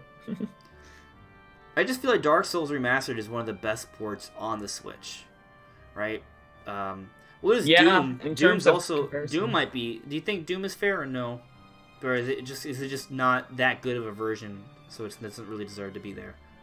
I think Doom obviously is a good version, but I mean, it's just it's a lesser version. It's definitely the worst official version. It's the worst official version, and the normal version of Doom might not. It would, but also be struggle to get into the top 10. It might have a chance, but it wouldn't. I think top 20, but not top 10. Okay. I think Pokemon Let's Go should be on this list. I think. Pokemon Let's Go. I'll put it at 7 though. Oh, okay. Put it at 7. I haven't listed my 6th though. I already have my list. I just haven't set my 6th title. Number 6, eh? Number 6, eh? Mario Rabbids Kingdom Battle. That's fair. So I feel like that's definitely a. So this is my list. Breath of the Wild, Mario Odyssey, Smash Ultimate, Mario Kart 8 Deluxe. That's we're at 4 now. 5 being Splatoon 2. 6 being, I believe I just said Mario Rabbids Kingdom Battle, right? Yeah. Then Pokemon Let's Go. Then Dark Souls Remastered. Then Celeste. Then Octopath Traveler. Okay. That's my list. And that was just I just came out on the spot, so there may be a couple of games that I completely just forgot about that deserve to be there. But there's a lot of good games on Switch, so it's kind of hard to place that. Mm-hmm. Mm-hmm. Do you agree with that list, or is there any sort of like difference you might have? I mean, personally, I probably wouldn't. I don't know. Let's Go and Dark Souls aren't really my thing. Mm-hmm. And I'd probably trade Mario and Rabbids Kingdom Battle for Octopath, like switch their spots. Okay. But I'm not sure what I would put off the top of my head. I'm not sure what I would put in place of Dark Souls and Pokemon. But I could definitely find something if I given time. I could find Arms might deserve to be on the list. Arms is cool, but I feel like it got dropped really quickly by most people. Fair enough. It's true. Very true. I don't know. There's a lot of great games. There's just a lot. But let's check the chat. See where you guys are at right now. 77.3R saying I like to count Samus Returns even if it isn't on Switch. Well, I mean, in terms of it's a 2017 game, right? Was that true? It came out in 2017. Yeah, because it was the same year that they announced Metroid Prime 4. There you go. Okay. Yeah, it's a great game. It was good. Yeah, 2018 feels like a transition year with a new CEO organized everything to fit his plan, playing again the future catalog because of the unexpected success of the Switch. That may be the case. I think we may be in agreement there. We're going to get into that. From what I've heard from interviews and stuff, apparently there was actually a bunch of the 2019 games are delayed 2018 games. So 2018 was supposed to be better, but a lot of the games they just felt need more polish, like Yoshi and Fire Emblem. Apparently there were more games that are coming out in 2019 that were originally going to be 2018 games, but I'm not. Of course, they didn't tell us which ones. No. But some of them. What if it was Metroid Prime 4 and that's why I was wrong? But my initial crazy early prediction. It's possible. It's possible, but it doesn't matter because it got delayed. If it did get delayed, we don't know. Right. Who knows? Hello there, Severio. How you doing? Happy New Year. Cloudy Mountain Gaming. Happy New Year, man. What's up? Let me see. So Severio's saying, I'm hoping for a Metroid Prime trilogy on Twitch because I haven't played any of the Metroid Prime games. Okay. I think it is that important. That is a situation that needs rectifying. You scared me. I did? How? Yeah, because he came up really close. Yeah. Oh, was it that close? Yeah. I was like a little bit closer. I was just... scared. Oh. Yeah. Scared easily. Indeed. Yeah. So Cloudymount Gaming said, OMG, today I bought Celeste Physical. I tried to get the special edition, but it sold out as soon as I was putting it in my credit card. Oh, man. In 30 seconds, it was sold out. That sucks. Yeah, I feel you. Is this your first time playing Celeste, though? Because I gotta tell you, you're in for a treat, because the game is amazing. I love it so much. I still need to beat it. I streamed it once, but I haven't gotten to play it since then. I might stream it again this week. Okay, so... I might stream it tomorrow. This is 77.3R's top 10. It's similar to ours. So, Breath of the Wild, Odyssey, Smash, Mario Kart 8, Splatoon. So the top 5 were in agreement. Mario Rabbids, I think I said put it on 6 as well. 7 is ARMS, 8 is Donkey Kong Tropical Freeze, 9 is Bayonetta 2, and 10 is Celeste. So, minus a couple games, like, our lists are very similar. And, yeah, Donkey Kong Tropical Freeze and Bayonetta, you know, I would put them they're somewhere in the top 15 for sure. Yeah. So Tropical Freeze is, like, my favorite 2D platformer, or up there, and definitely the top 3. My favorite 2D platformer. I guess for me, it's just kind of like it's. Just I feel like the Switch version didn't make it special compared to the Wii U version. I played it on Wii U. I just see it as a Wii U game, and I don't feel like they did much for it. And the pricing of it really threw me off because I got the game for $20 on Wii U years ago, right? People are paying $60 for it on Switch now. Yeah, that's kind of why I didn't make my list, just because it doesn't feel like it has any identity on the Switch. Like, it's just kind of like... But it's the same game. Like, Mario Kart 8 Deluxe feels like it has a Switch identity with all the battle mode and stuff. It's the same great game. Yeah. Tropical Freeze just feels like a Wii U game that you happen to be playing on your Switch. Right. I mean, it's portable. Everything on Switch is automatically better because it's made portable. I think they made the game 1080p, right? Which is nice. And it has Funky Kong mode, which is easy mode, which doesn't make apparently it's really cool if you like speedrunning, but right, yeah, if you are into the speedrunning scene, then there's that. So yeah, yes, Fire Emblem, I think we technically said it earlier, but we mentioned it. We did, but it also we didn't really talk, we just mentioned it, we didn't say anything about it. I haven't gone it, maybe I should. I've thought about getting some of the Warriors games, but it's just kind of like Dynasty Warriors, the Musou games, like, they're cool. And as a kid, I thought it was really exciting to just pummel through enemies, but as a male in his mid-20s, who is sophisticated, I just... Highly classed. I just feel like there won't be enough depth for me to really play. My problem with those kind of games is that I always feel like there's something I could be doing better. Like, I could be making progress in something. That's kind of the games where there's nothing to do, like Smash. I often end up doing something else that feels like I'm progressing instead of just playing levels over and over again. I understand what you're saying. Yeah, I get it. I want to, like, get through a story or get through an anime or literally, like, anything that I feel like I'm making progress, I'll do that instead. Or get a high score in Tetris. No, you wouldn't do that. That's something I do. Yeah. I see what you're saying, though. But I've been getting a little bit into the online scene in Smash lately, and it's been great. I'm having a lot of fun. I'm trying to learn different characters. I mean, I've played Smash for, like, probably 10, 15 hours of the past 2 days with friends, so I definitely love Smash. Right. It's just not the kind of thing I just want to sit down and be like, oh, what out of all the things I could be accomplishing, I just want to play some battles and Smash by myself. It's not something I like to do. I understand what you're saying. Yeah, right now I'm actually playing Super Mario RPG. It's really good. I love it a lot. I think it's better than all the Paper Mario games. Hot take. I haven't played it, so I can't say you're wrong. I haven't played Thousand Year Door. So you can't say I'm wrong. You're right. So. That's true. So, I should play Thousand Year Door is like one of my favorite RPGs. It's not technically. Is it? I guess it's made in Japan, so it's a JRPG, but it's not like, you know, a JRPG. Right. There's so many games I want to stream between. Like, I started playing Mario Sunshine. I've been playing Mario RPG. I've started playing Banjo-Kazooie. Right. Like, I don't know how I want to stream some of these games, but I'm playing all of them like at the same time. I'll hold off on Sunshine. Yeah. I'll probably, maybe I'll play. Maybe I can like kind of like do Smash, Mario RPG, Banjo-Kazooie like every other day, like have them alternating.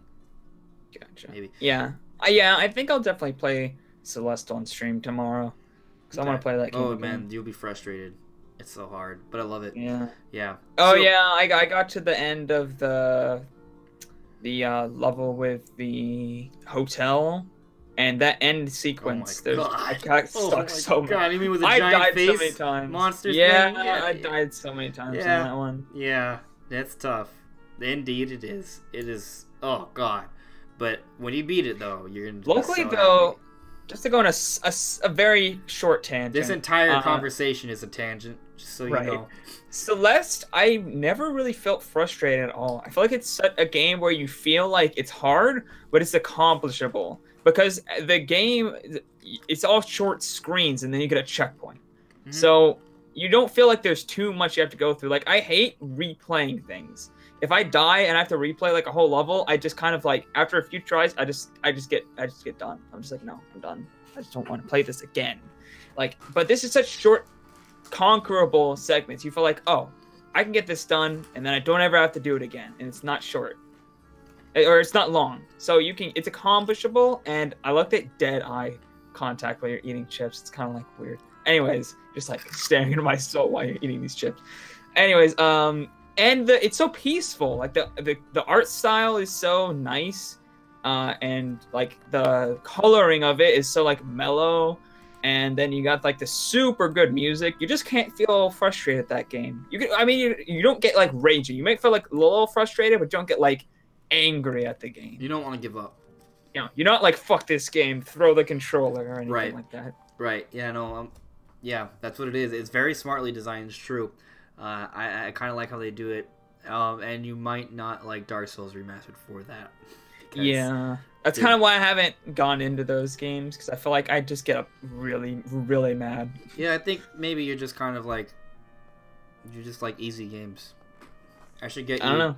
I should get you. I just like I don't know. I'm more into the fun than the challenge. I don't like Kirby's too easy. It's like it has to be at least like where I could die. Like if it's so easy where I'm never gonna die, I'm just like whatever. Still. But if I'm dying like all the time and having to replay large segments, I just get bored because I'm just like, I've played this. I always get upset when people tell me that they didn't get all the moons in Mario Odyssey. I haven't gotten all of them. People tell me they didn't get all the shrines and memories in Breath of the Wild. I'm like, why? That's I haven't gotten all of those yet either. Especially with Breath of the Wild, because if you don't get all the memories, you don't get the full ending. Right. I have all the memories. I have like 4 shrines left in that game. Okay, so I'm still playing it though. I don't have any intention of not getting all of them. Same with Mario Odyssey. So let's get to the. Well, let's slash out. Technically, we're done with 2017 versus 2018. Now, just kind of thinking about what can 2019 do to beat out. Or where do you think 2019 is going to end up being ranked compared to 2017 and 2018? Right now, there's a lot of dependencies. Games that haven't been announced for 2019, but still have the possibility of getting a 2019 release date, and I think it hinges on whether or not those games are releasing. Because right now, no matter what, the games announced are better than 2018. Like, it's going to be a better year than 2018 was, no matter what, assuming no delays. But is Bayonetta 3 and Metroid Prime 4 going to come out? Those are 2. Or maybe Star Fox Grand Prix. Star Fox Grand Prix. So, and, you know, Persona 5. There's a couple of third-party games that could come. Wolfenstein Youngblood. I think those are the dependencies that will determine whether this will be a better or on par year with 2017. Because right now, I think it's coming close to 2017, but depending on whether these games get announced, it could be up to par or better. Let me be frank with you. So let's just say I'm gonna just list out games that I think have a chance to come out this year, right? Let's say all of them do, right? I think that's a possibility. I don't know if it's a super likely possibility, but I think it's a possibility, right? So let's just say Yoshi, Fire Emblem, Luigi's Mansion, Animal Crossing, Pokemon Gen 8, Persona, Witcher 3, Dragon Quest XI-S, Metroid Prime 4, Metroid Prime Trilogy HD, Skyward Sword HD, Bayonetta 3, Star Fox Grand Prix. If all of that, which is more than one game a month, by the way, right? I didn't even count the 2D Mario games, because I don't give a crap about that. But let's just throw that in there, because it's going to still sell millions. That's more than one great game a month, right? Let's say that happens. Still not even sure that is better than 2017. And the reason being is because I find it really hard for any of those games to above Mario Odyssey and Breath of the Wild. Like I think Mario Odyssey and Breath of the Wild are going to be the 1A and 1B right for the Switch for potentially at its a entire C life cycle. with Xenoblade Chronicles 2. Because I'm gonna be like I'm in the same boat. I'm not. Let me tell you, Xenoblade 2 is great, but I'm gonna be real with you. Like when we rank Smash above it, maybe for you personally, it's not. I did not rank Smash. I did for general hype. Right. Masses. I love but for Xenoblade. me personally, It's great, and it definitely helps 2017. But my point, it's not that I disagree with you. I'm just trying to say that I think there's a chance that a game in 2019 could beat out Xenoblade 2, right? I think, and a good chance, not even like maybe even above 50-50, right? Right. But I think there's a really, really small chance. Like it's very unlikely that any game that comes out in 2019 will be better than Breath of the Wild and Mario Odyssey. Let's put it this way. 2017 had my top 3 favorite series, like great games in my top 3 favorite series. Zelda, my favorite series of all time. Mario, my second favorite series of all time. And Xenoblade Chronicles 2, Xenoblade is my third favorite series of all time. So I don't know what 2019. But here's the thing. Here's the thing about it, though. I agree with the 3D Mario game series, right? Zelda, Xenoblade being in my top 5 series, right? But there's 2 other game franchises that are coming out next year that will maybe coming out next year that are in my top 5 as well, and that's Metroid Prime, the Metroid Prime series. I love the Metroid series as a whole, but the Metroid Prime I hold even higher, right? It's in my top 5 in terms of my favorite series, and mainline Pokemon games, right? So both those. So that's the thing for you is if Metroid Prime 4 comes out next year, that's 2 franchises that are coming out next year that are my top 5. Pokemon, but Mario and Zelda are 1 and 2. Yeah, right. That's the difference between you and me is that neither Metroid or Pokemon are in my top 5 for me. But those are probably we're assuming Metroid Prime. Let's assuming Metroid Prime 4 comes out next year because that's not confirmed yet. If it is, and it's not a bomb, and it's great and it's amazing, like that's not even your. I think it could become one of your favorite series, but it isn't yet. Right. It's definitely. I think. Well, it's hard. There's so many series, but it might be in my top 10. I think it probably is in my top 10. I think when you finally get to play Metroid Prime 4, you're gonna love it, and I think you're gonna realize. The problem is, that it's I like great. Metroid Prime 1, but when I saw Metroid Prime 2, I just thought, oh god, that looks tedious. Kinda. Yeah, I saw Metroid Prime 2. I saw you playing it. I was like, oh, there's different dimensions, and I was like, it's just so tedious looking. It's very challenging. So it's like I have. The thing is, you weren't around when those games came out, right? Like. Yeah, I didn't play them. When you go through the entire Metroid Prime 4 hype cycle, and I'm hoping the game does well, because there's always a chance the game doesn't match up to its previous entries, but let's say it does, right? It's a lot of ifs, but if it does, you going through this hype cycle and getting to play Metroid Prime 4, I think there's a good chance when you play it, you will realize just how good the series is, and it may enter your top 5. It might. I'm hoping. Yeah, I'm hoping. I think it could. I've been saying it. I think that the Metroid Prime 4 has a chance to really bring back the Metroid series and take it to another whole new height. Like make it comparable to the Mario and Zeldas. Like that's the kind of expectation I have for Metroid Prime 4, which is a lot. I know I have a lot of expectation for Metroid Prime 4, but that's the standard I'm holding it to. Yeah. So a game that big deal. A series arguably might be in my top 5 though is Animal Crossing. I'm not sure; it might be just barely out of top 5, but it's definitely in contestant. Did I forget to mention Animal Crossing when I mentioned the games? No, I think you did. I'm just bringing up the fact that Animal Crossing is like super big for me. Even though I've only played New Leaf, like I love New Leaf so much that it just instantly the series just like was in contestant for top 5.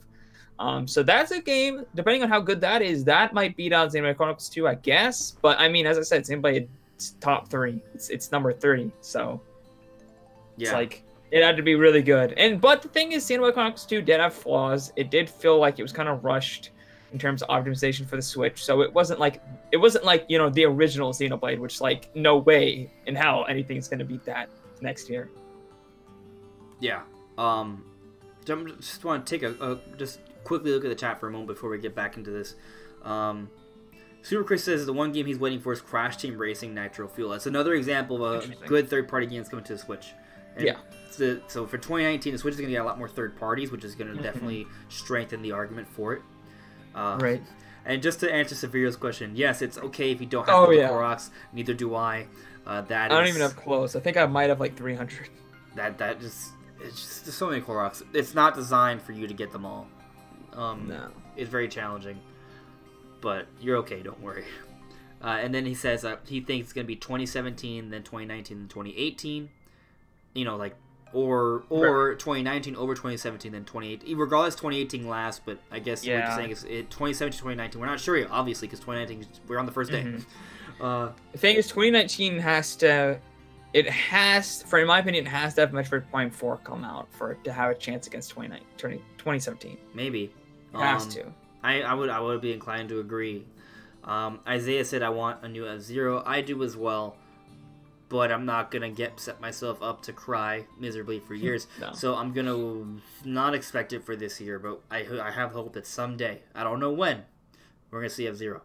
Someday. When that day comes, we will move on to the Promised Land. But the F-Zero Promised Land. But, maybe that's when I'll get into the series. Is they put it on Switch and I'll just fall in love with it. I can see you being like, I can see you being about, because it's very hardcore. F-Zero is not for the faint of heart. It's like, not trying to say that you're faint of heart, but it's challenging. Like, it's hard. Like, that may be one of the reasons why they haven't made an F-Zero, because of how hardcore and challenging it can be. It might not appeal to... It doesn't appeal to the masses. That's the thing. So... I mean, I think there's a way they can kind of make F-Zero so it's still amazing, and it can still appeal to a lot of people. So you may still love it. You may get hardcore with it. I'm not saying you wouldn't, but I know you said it. You've already said it. You don't like it when games just kick your ass all the time, right? You kind of like it when it's challenging, but there's like a balance. So F-Zero GX kicked your ass the entire time. Like, normal mode was... There was easy, there was normal... And then you would unlock hard and very hard or something, and like normal mode's like ridiculous. Like, normal will make you cry and think you suck, right? Then there's hard and there's very hard. It's like, so it's it's challenging, and you need to beat all of that to like unlock like tracks and stuff and carts in the game. So it's brutally challenging. But just going back to what we were talking about earlier, right? Refocusing. It's gonna be so hard for 2019 to come up with any game to beat Mario or Zelda, because to me, Mario and Zelda are 1 and 2 for the entire video game industry, right? There's nothing out there, in my opinion, that is beyond those two. There's nothing. No. So, like, it's just one of those things where when Nintendo Switch had a year where you got Breath of the Wild and Super Mario Odyssey, there's nothing that beats that. There just kind of isn't. The only way the Switch in 2019 I think could surpass it is if they have a couple games that are close, like let's say Pokemon and Metroid Prime 4 do come out, right? But it also has a plethora of great games that it has a lot of quality and quantity, like so much that there's just so much variety and beauty there that it works. Like, it's kind of like, yeah, I mean, if Gen 8 Pokemon and Metroid Prime 4 could be amazing, and if they can rival, they don't have to surpass Mario Odyssey or Breath of the Wild, but if they can rival them, right, and then they also have other great games, like let's say Star Fox Grand Prix comes, Animal Crossing is great, Luigi's Mansion 3 is great, and we get a lot of ports, right? Like, we already know Mortal Kombat's coming, Dragon Quest is coming, if Witcher 3 is real, that's coming, if Persona 5 is real, like, those are all things that could definitely help out the year. So if there's a lot of... That's the thing, like... Even though one single game may not beat Breath of the Wild or Mario Odyssey, it might be the quantity. You might be able to pair a couple of games together and, rival it with the quantity. And there's another thing that technically 2018, and every other year besides 2017, they'll have an advantage over 2017. And that's the fact that 2017 started in March for the Switch. Right. It's shorter. Right, exactly. So there's a January and February slots that 2018, 2019 have over 2017. I don't know what they're doing with it, because I don't care. Not much, it seems. New Super Mario Bros. U Deluxe does not move the dial at all. It's completely still for me. And it may be a highly rated game, it may sell really well, but Oh, it's it gonna has sell zero impact for me because I played the game years ago, back in 2011. Yeah, and I didn't really like it that much then. It was okay. It was just kind of like, oh, it's a good game, I guess. It was good, but okay. it wasn't something that I'm like, oh my god, that's one of the best games ever. That's just kind of like, okay. I didn't beat it. I like played it for I played a few levels and I was like, okay. I got to the credits. I thought about 100%ing it. I didn't quite 100% it, but I did a lot. I did like 3 worlds and I was like, I'm done. I don't care. Yeah, and I also agree with what with 773R, the NSMBU D, the D because it's deluxe now, is bland, right? And I don't like that in 2019, 8 years later, they're rebranding a game and the only thing they're adding is Toadette. That's it. Yeah. I mean, they had the Luigi DLC, which came out a year later, but it's still a really old DLC as well. And they're selling it for $60, I think. Right? Is it 60 or 50?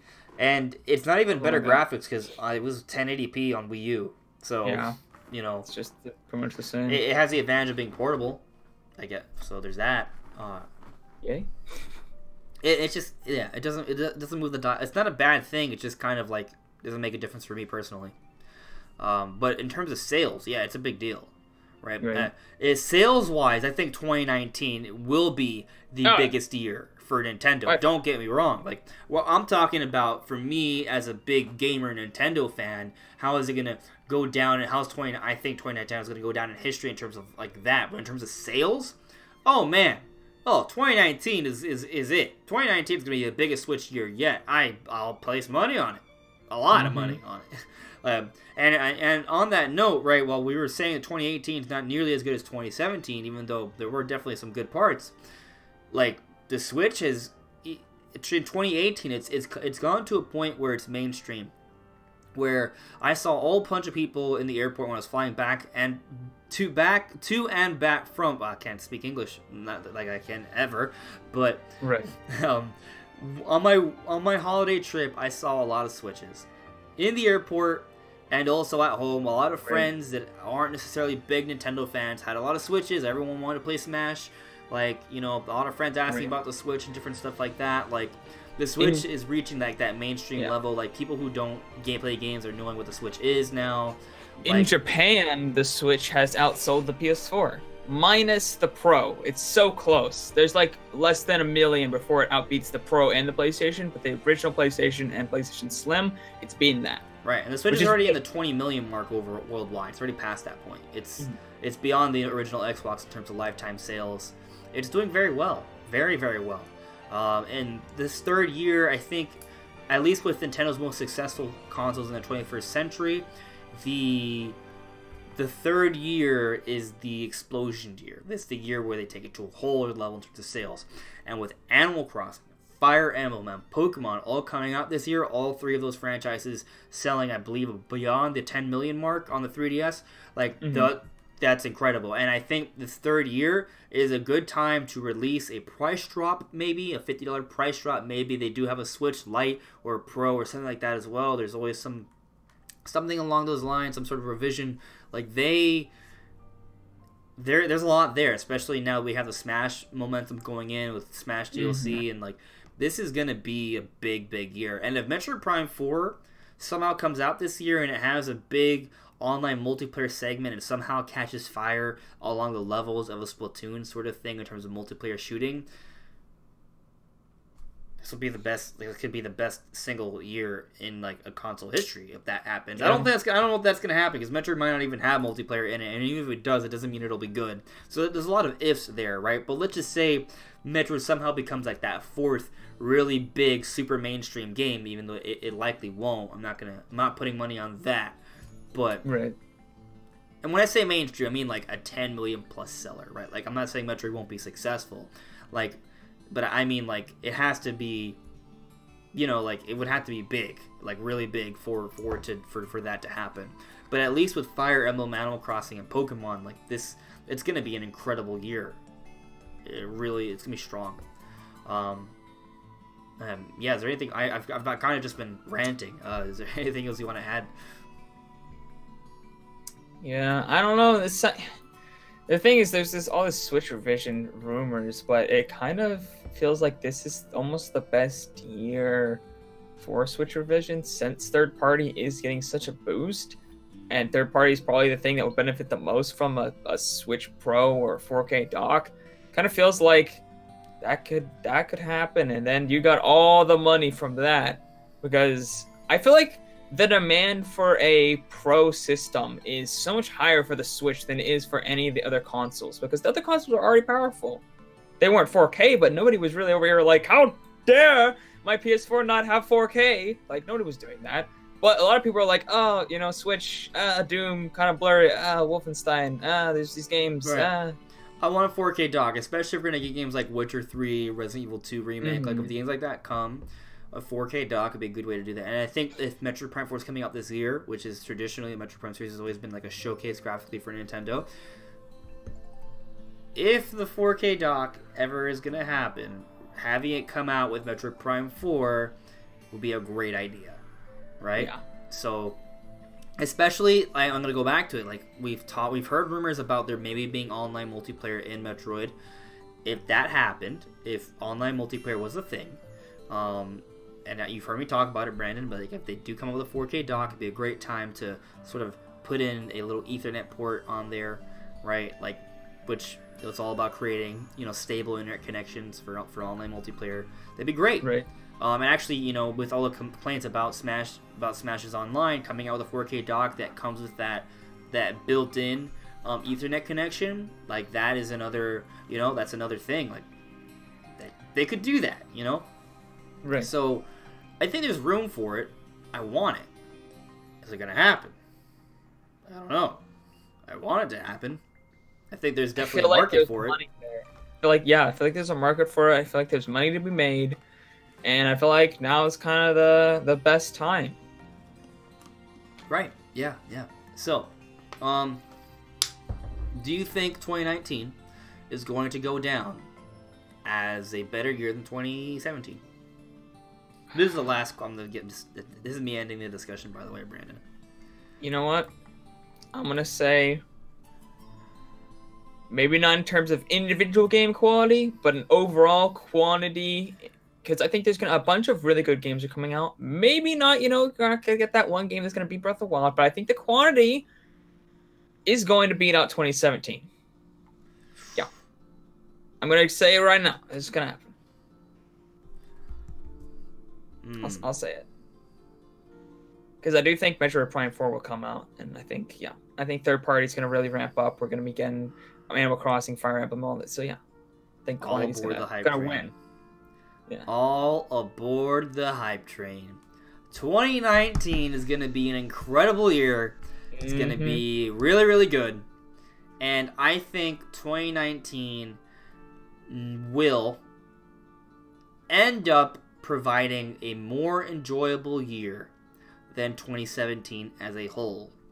Because, like, basically was pretty much literally what you said, it will succeed in offering a lot of compelling content all throughout the year with a lot of diversity and quantity. It'll be great.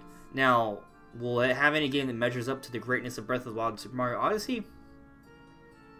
Maybe. But it doesn't need to. So that's the thing. It doesn't need to do that. But I think there'll be a couple that will be close. And the other thing about having a lot of quality and diversity is that while for most people there may not be one game that comes close to Mario Odyssey or Breath of the Wild, but because everyone has different tastes and interests, with that diversity and quantity, you may find a couple games that for you are just as good as those games, right? Right. So that's kind of one of the advantages of having a lot of diversity, because everyone has different tastes, and there's going to be games that are going to appeal more to you by having all that beautiful quantity. And so, you know, if we get the Star Fox Grand Prix, man, if we get the Witcher 3, like there's a lot of games that are looming. They could happen. Some Dragon Quest 11S, like that. I'm excited, man. There's a lot of stuff. I wish I had the time for all of it. And money. Right. I wish I had all the time and money for it all. Time and money, yeah. But I think it's been a good year, guys. We got a lot to be excited about. So don't you worry. This is going to be a better year than 2018, which was still solid to me. So yeah, it's a good year. Yeah. But I guess before we go, Dev Luke's asked me a question that I don't have the answer to. Maybe you do, Brandon. He's asking me, is there a chance for Dead or Alive 6 since Extreme 3 is coming to Switch? I know nothing about Dead or Alive 6's chances, to be honest. I don't even know what Extreme 3 is. I hear they're good games, but I don't know exactly what they're all about. So. Yeah. All I can tell you is that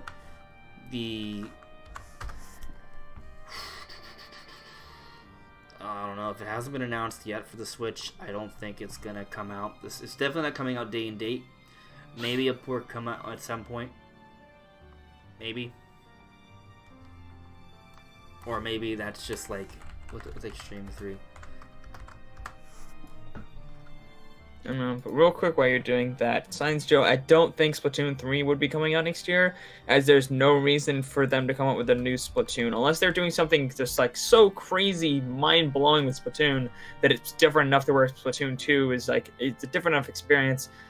There's no reason for them. Splatoon 2 is still selling really well, and it would just be kind of more of the same, so no reason for Splatoon 3 on the Switch at all, to be honest. Splatoon 3? Yeah. I don't know, actually. I think it depends if they would need to do something really new. Yeah, that's kind of what I'm saying. It's kind of like a Mario Kart 8 Deluxe, like a Mario Kart 9 situation. They don't really need to come out with one. So they might as well just keep selling Mario Kart Deluxe, at least for a few more years. So, I'm just looking at Dead or Alive Extreme 3 Scarlet, announced for Nintendo Switch and PS4.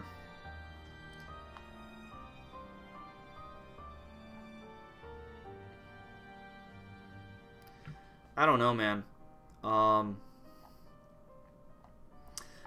think don't expect it. I hope it comes, but I wouldn't count on it. Right. So, yeah, but it's just kind of one of the more like. I think there's gonna be a lot more ports that are gonna come out this year, right? Like, look, we're getting Mortal Kombat this year for Nintendo, right? Like, that's great. It's a big one. I don't think we mentioned up until now. We also haven't mentioned Marvel Ultimate Alliance 3. I know a lot of people are really big on that. That's gonna be like a big deal. Exclusively, exactly. So that's a big deal. It's an example of how much better this year is gonna be in terms of third-party support for the Switch. Probably get a Square Enix exclusive, because they opened a whole studio just for exclusive Square Enix games. Interesting. So it's possible. Interesting. Yeah.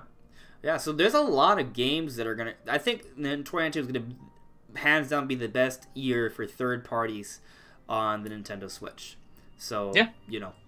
Whatever that means, we'll see. But it's going to be good. Yeah, I hear what you're saying, David Lukey, but I don't know. I wish, but I don't know.